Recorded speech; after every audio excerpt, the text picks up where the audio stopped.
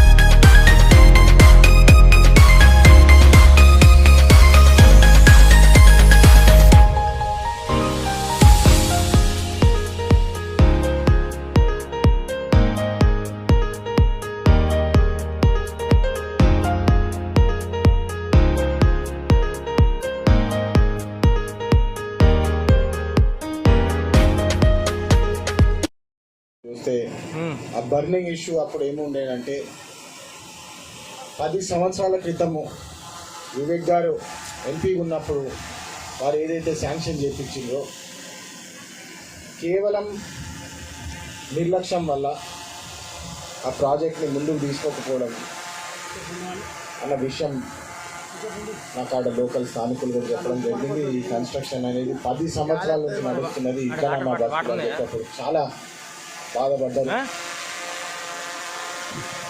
అప్పుడు క్యాంపెయిన్ అప్పుడు కూడా మాట ఇవ్వడం జరిగింది. ఇన్ఫ్యాక్ట్ గెలిచిన తర్వాత ఫస్ట్ కొబ్బరికాయ కొట్టేది ఈ ప్రాజెక్ట్కి అని చెప్పి అప్పుడు అనుకున్నాను, వాస్తవంగా చెప్పాలంటే. కానీ మీరు చూస్తున్నారు,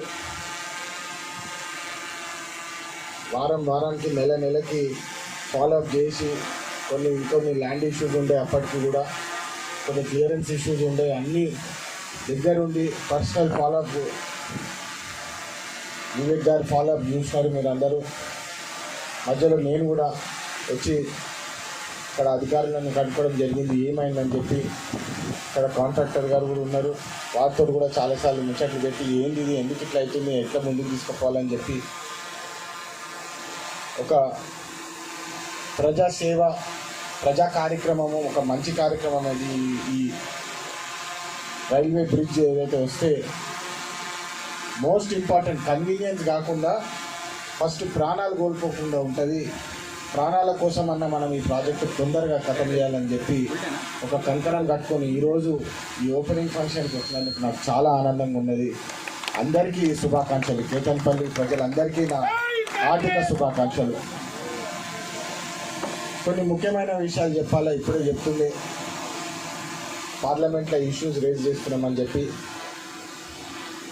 నేను పార్లమెంట్ ఎంటర్ అయిన మొదటి రోజు నుంచి రిజిస్ట్రేషన్ చేసేటప్పటికి వెళ్ళి అందరు అడుగుతుంటారు, ఎవరు నువ్వు ఇక్కడ ఏ కాన్స్టిట్యున్సీ ఏంది కథ అని చెప్పి. ఫస్ట్ డేకి వెళ్ళి నేను పెద్దపల్లి అనగానే అరే ఉదర్ एक बहुत बड़े लीडर थे काका वेंकट स्वामी जी है बोल के అని చెప్పి ఫస్ట్ వాళ్ళు ఇమ్మీడియట్గా చాలామంది సీనియర్స్ దగ్గర కూడా పోయి సార్ हम తెలంగాణ సే ఆయే అంటే ఫస్ట్ కాకా గురించి వాళ్ళు గుర్తు చేసుకుంటారు. ఎందుకంటే అప్పుడు దాదాపు ఆల్మోస్ట్ 25 సంవత్సరాల క్రితము నోట్ స్కామ్ అప్పుడు ఏదైతే జరుగుతుండేనో అప్పుడు కాకా గారు పార్లమెంట్లో అప్పుడు ప్రైమ్ మినిస్టర్ ముందు అందరి ముందు ఓపెన్ ఛాలెంజ్ చేసి ఈ రైల్వే ఓవర్ బ్రిడ్జ్ ఇదే ఒక్కటే కాదు పని R&D తరఫున. మొన్న నేను పోయి ముఖ్యమంత్రి గారికి ఇంకా మన కోమటిరెడ్డి వెంకటరెడ్డి గారికి చెప్పినాను, మా ప్రాంతంలో ఇంకెక్కువ నిధులు కావాలంటే 70 కోట్ల రూపాయలు 70 కోట్ల రూపాయలు మన ప్రాంతానికి శాంక్షన్ చేయడం జరిగింది రోడ్ల మరమ్మతు రెన్యువల్స్ కోసం. సో అన్ని చోట్ల కూడా ఫాలో అప్ చేసి మనకు ఏదైతే మన ప్రాంతానికి అభివృద్ధి కావాలో ఈ అన్నిట్లో కూడా మనం కష్టపడుతున్నాము. మీరు కానీ అందరూ అనుకుంటారు సార్ రేపే పని అనుకోవాలి, కాదు రేపే కాదు పని. నేను నిన్న చాలా ఆశ్చర్యపడిపోయినా, ఎందుకంటే వెంకంపేటలో TV 9లో ఒక ఆర్టికల్ వచ్చింది, ఒక క్లిప్పింగ్, ఏమని అక్కడ బిందెలతోని బతుకమ్మ ఆడుతున్నారు, నీళ్ళు వస్తలేవని. కానీ నిన్న RWS ఇంజనీర్ పోయినప్పుడు అక్కడ ఆ బోర్వెల్ నడుస్తున్నది కేవలం ఎమ్మెల్యేని దుష్ప్రచారం చేయాలని చెప్పి అది ఆ క్లిప్పింగ్ వేయడం జరిగింది. అయితే నేను చెప్పిన RWS మీరు కూడా చెప్పండి, పోలీస్ కంప్లైంట్ ఇవ్వాలి, ఎందుకంటే తప్పుడు ప్రచారాలు చేయొద్దు. ప్రజలలో ఒక ఆందోళన క్రియేట్ చేస్తే అది సరైన పద్ధతి కాదు. అవసరం ఉంటుంది డెఫినెట్లీ. 10 సంవత్సరాలు ఈ ప్రాంతంలో ఎక్కడ కూడా ఒక బోర్వెల్ వేయలేదు, ప్రజలు ఇబ్బందులు పడ్డారు. వాళ్ళందరికీ కూడా మేలు చేయాలని చెప్పి మేము కష్టపడుతున్నాము. కొన్ని లోపాలు ఉంటాయి, అన్ని 100% కాదు. మనం కూడా ఇల్లు నడిపించుకునేటప్పుడు 100% అన్ని మంచిగా ఉంటాయమ్మా, కొన్ని ఉంటాయి, తప్పులు ఉంటాయి, డిలేస్ ఉంటాయి. ఇవన్నీ కూడా మనం చేసుకునే అవసరం ఉన్నది. మీరందరూ కూడా ఓపిక పడాలి. డెఫినెట్లీ మన కాంగ్రెస్ ప్రభుత్వము మీకు అందరికీ కూడా మేలు చేస్తుందని చెప్పి మీ అందరికీ ఇంకొక భరోసా ఇవ్వాలని ఉంది. మనం ఎలక్షన్ క్యాంపెయిన్లో మనం అందరం కూడా 200 యూనిట్లు ఫ్రీ కావాలని మేము మాట ఇవ్వడం జరిగింది. అందరికీ 200 యూనిట్లు ఫ్రీ వస్తుందా లేదమ్మా? మొదలు ఎవరైతే అప్లై చేసుకున్నారో అందరికీ 200 యూనిట్లు మంచిగా చేతులు ఎత్తండి, కొందరు చెప్తున్నారేంటి అందరికీ. సో కొన్ని చోట్ల నేను పోయిన చోట్ల కొన్ని చోట్ల 500 రూపాయల గ్యాస్ ఏదైతే ఉన్నదో కొందరికి రావట్లేదు అని చెప్పి అంటున్నారు. కానీ నీ ఎలిజిబిలిటీ లేకుండా రాదు, నువ్వు సింగర్ అనే ఎంప్లాయ్ అయితే రాదు.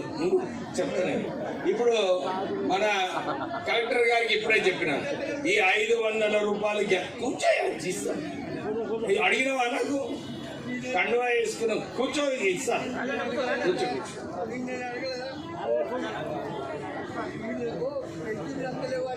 అరే పెన్షన్ నేను ఏమంటున్నా నువ్వేమంటున్నావు పెద్ద ఆయన?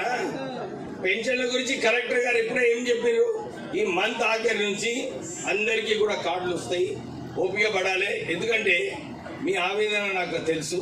ఇట్లా సంబంధించిన చెప్పారు. ఐ థింక్ ఎవరికి మెంబర్ ఎడిషన్ సంబంధించిన ఉన్నాయి మీ అందరి దగ్గర RI వచ్చి ఉన్నారు, కొన్ని మాత్రమే పెండింగ్ ఉన్నాయి. పెండింగ్ కూడా ఎక్కడ ఉన్నాయి అంటే సింగరేణి రిటైర్డ్ ఎంప్లాయీస్కి వాళ్ళు ఖచ్చితంగా మనకి శాలరీ వాళ్ళు పెన్షన్ ఎంత వస్తున్నాయి దానికి డాక్యుమెంట్ ఇవ్వాల్సింది. గవర్నమెంట్కి క్లియర్గా ఎవరైనా పేదవాళ్ళు ఉన్నారు, ఎవరైనా ఎలిజిబుల్ ఉన్నారు వాళ్ళకి మాత్రమే మనం ఇస్తాము. మిగతా వాళ్ళు ఖచ్చితంగా ఎవరైనా సొంతంగా వాళ్ళ దగ్గర సఫిషియెంట్ అమౌంట్ ఉన్నాయి వాళ్ళు కోఆపరేట్ చేయాల్సింది. మోస్ట్లీ మెంబర్ ఎడిషన్ సంబంధించిన నెక్స్ట్ 1 వీక్లో అన్ని DSO లాగిన్ నుంచి రాష్ట్ర ప్రభుత్వానికి పంపిస్తాము, దానికి శాంక్షన్స్ వస్తాయి. దాంతోపాటు ప్రజాపాలనలో అప్లై చేసిన కొత్త రేషన్ కార్డు సంబంధించిన కూడా ఎంక్వైరీ జరుగుతున్నాయి. మోస్ట్లీ బై 20th April మనం ఎంక్వైరీ పూర్తి చేసాం.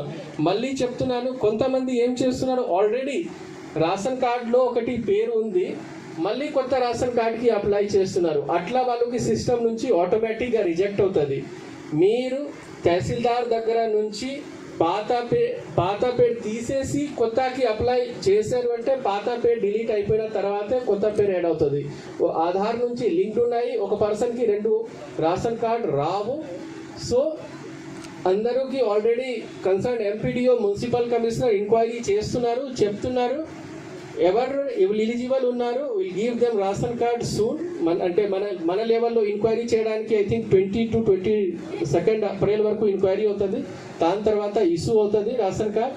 ఎవరైనా ఎలిజిబుల్ ఉన్నారు, నేను మళ్ళీ చెప్తున్నాను, రాష్ట్ర ప్రభుత్వం ఇచ్చిన ఇన్స్ట్రక్షన్స్ పరంగా ఎవరైనా బెనిఫిషరీ ఉన్నారు ఏదో ఒక స్కీమ్స్కి, వాళ్ళకి ఖచ్చితంగా దానికి సంబంధించిన లాభం వస్తుంది. మనము కొంతమందికి ఇవ్వము, కొంతమందికి ఇస్తాము, ఎలిజిబుల్ వాళ్ళకి ఇవ్వము, ఇన్ఎలిజిబుల్ వాళ్ళకి ఇస్తాము. ఈ ఆలోచన ఈ గవర్నమెంట్లో అడ్మినిస్ట్రేషన్లో ఎలాంటిగా లేవు. ఎవరైనా ఎలిజిబుల్ ఉన్నారు 100% వాళ్ళకి లబ్ధి జరుగుతుంది. ఎవరైనా ఇన్ఎలిజిబుల్ ఉన్నారు వాళ్ళకి చెప్తాము, మీరు ఇన్ఎలిజిబుల్ ఉన్నారు కాబట్టి మీకు రాదు. ఏమైనా ఇష్యూ అయితే మా దగ్గరకి తీసుకురండి.